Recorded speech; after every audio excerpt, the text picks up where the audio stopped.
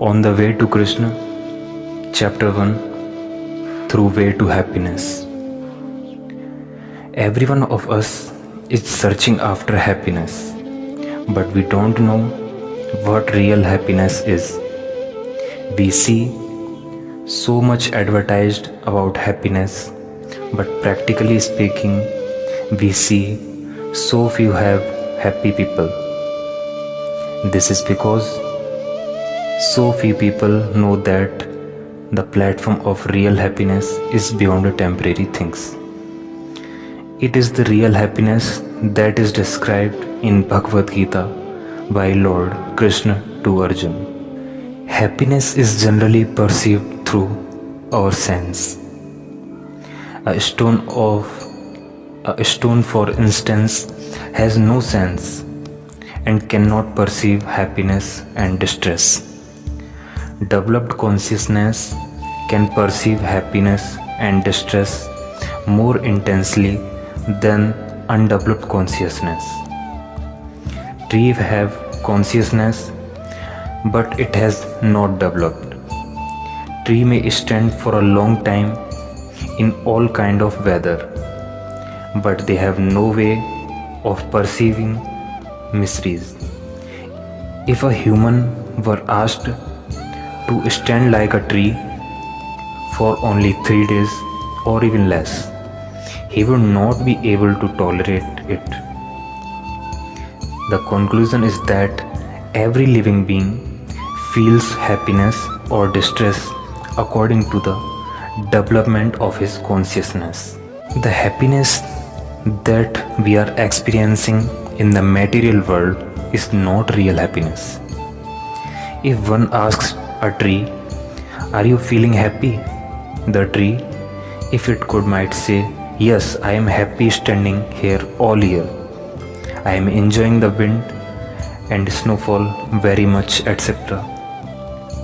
This may be enjoyed by the tree, but for the human being, it is a very low standard of enjoyment.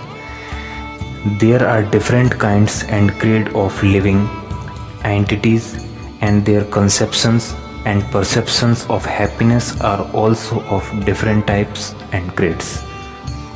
Although one animal may see that other animal is being slaughtered, he will go right on chewing grass, for he has no knowledge to understand that he may be next. He is thinking that he is happy, but at the next moment he may be slaughtered. In this way, there are different degrees of happiness, yet all of them, what is the highest happiness?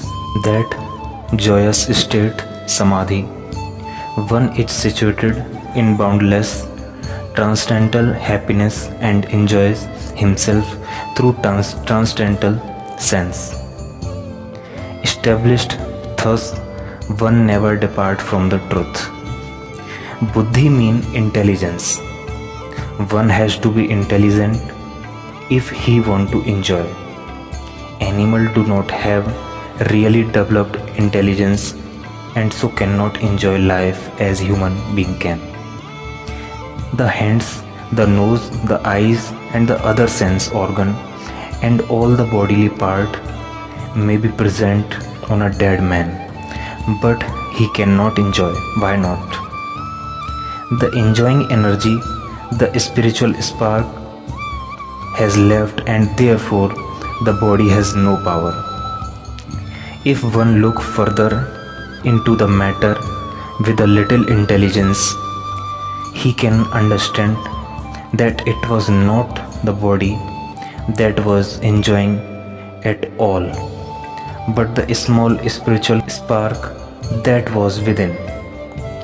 Although one may think that he is enjoying by the bodily sense organs, the real enjoyer is that spiritual spark. That spark always has the potency of enjoyment, but it is not always manifest due to being covered by the material tabernacle. Although we may not be aware of it. It is not possible for the body to experience enjoyment without the presence of spiritual spark. If a man is offered the dead body of a beautiful woman, will he accept it? No, because the spiritual spark has moved out of the body. Not only was it enjoying within the body, but it was maintaining the body. When the spark leaves, the body simply deteriorates. It follows that if the spirit is enjoying, it must have its sense also. Otherwise, how can it enjoy? The Vedas confirm that the spirit soul, although atomic in size, is the actual enjoying agent. It is not possible to measure the soul, but that is not to say that it is without measurement. An object may seem to us to be no bigger than a point and may seem to have no length or width. But when we perceive it under a microscope, we can see that it has both length and width. Similarly, the soul also has its dimensions, but we cannot perceive them. When we buy a suit or dress, it is made to fit the body. The spiritual spark must have form, otherwise how is it the material body has grown to accommodate it? The conclusion is that the spiritual spark is not impersonal, it is an actual person. God is an actual person, and the spiritual spark, being a fragmental part of Him, is also a person. God is an actual person, and the spiritual spark, being a fragmental part of Him, is also a person. If the Father has personality and individuality, the Son also has them. And if the Son has them, we can conclude that Father has them. So how can we as a Son of God assert our personality and individuality and at the same time deny them to our Father, the Supreme Lord? Atindrayam means that we have to transcend these material sense before we can appreciate real happiness. Who are aspiring after spiritual life are also tasting enjoyment by focusing on the super soul within. If there is no pleasure, if there is no enjoyment, then what is the point of going to so much trouble to control the sense? Who are aspiring after spiritual life are also tasting enjoyment by focusing on the super soul within. If there is no pleasure, if there is no enjoyment, then what is the point of going too much trouble to control the sense? What kind of pleasure are the yogis realizing if they are talking so much trouble? That pleasure is anant, endless. How is this? The spirit soul is eternal and the Supreme Lord is eternal. Therefore, reciprocation of their loving exchanges is eternal.